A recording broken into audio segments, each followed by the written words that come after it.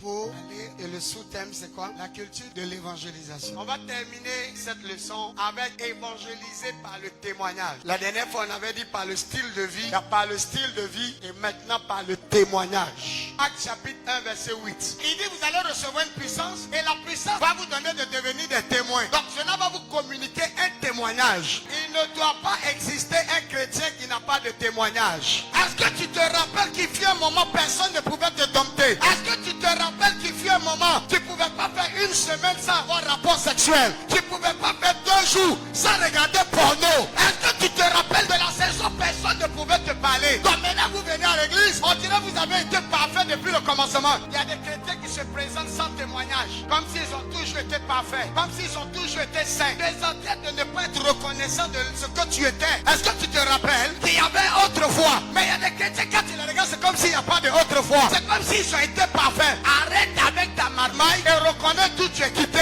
et reconnais que Dieu a été puissant pour briser la chaîne, pour te libérer, mais pour faire de toi ce que tu es devenu. Quel est ton témoignage? Tout enfant de Dieu doit avoir un témoignage. On est devenu léger avec nos témoignages. Il y a des gens qui cachent leur témoignage. Personne ne connaît leur témoignage. Ils ne sont pas intéressés de raconter leur témoignage. La seule chose qu'ils veulent raconter, c'est la vie des autres. Mais arrête de parler des autres et parle de ce que Dieu a fait pour toi.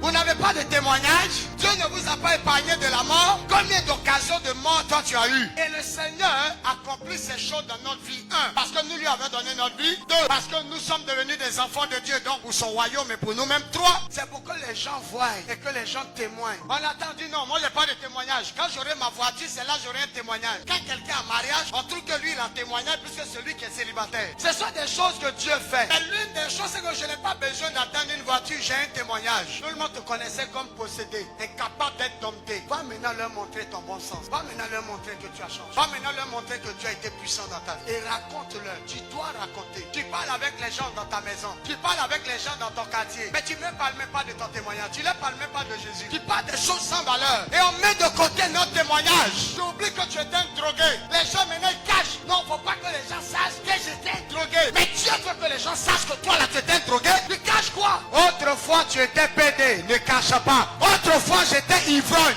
Autrefois j'étais brouteur. Ne cache pas. Parce que c'est ton autrefois qui donne de la valeur à ton maintenant. Arrêtons d'avoir l'impression qu'on n'est né parfait. Personne n'est né parfait. Arrête de cacher ta vie passée. Cacher sa vie passée, c'est le signe que tu n'as pas encore changé. Les gens ont besoin de savoir le Jésus que vous suivez. Qu'est-ce qu'il a accompli dans votre vie? Qu'est-ce que tu étais et qu'est-ce que tu es devenu? Tu étais qui? Mes parents, tu étais un menteur. Mais je ne le suis plus. Je suis devenu une nouvelle créature. Maintenant je marche dans la vérité. Je dis la vérité. Le mensonge maintenant me touche à un point. C'est pourquoi quand vous donnez votre vie à Jésus, vous avez la responsabilité de laisser Jésus opérer dans votre vie. Vous devez marcher avec des témoignages. La Bible dit ils l'ont vaincu à cause du sang de l'agneau et à cause de la parole de leur témoin. Est-ce que vous savez que le témoignage marque la victoire de Dieu sur Satan et marque notre victoire même sur Satan? Là il n'y a pas de témoignage, la victoire n'est pas établie. Je te vois devenir une personne qui témoigne des bienfaits du Seigneur. Au nom puissant de Jésus, donne un bon amen.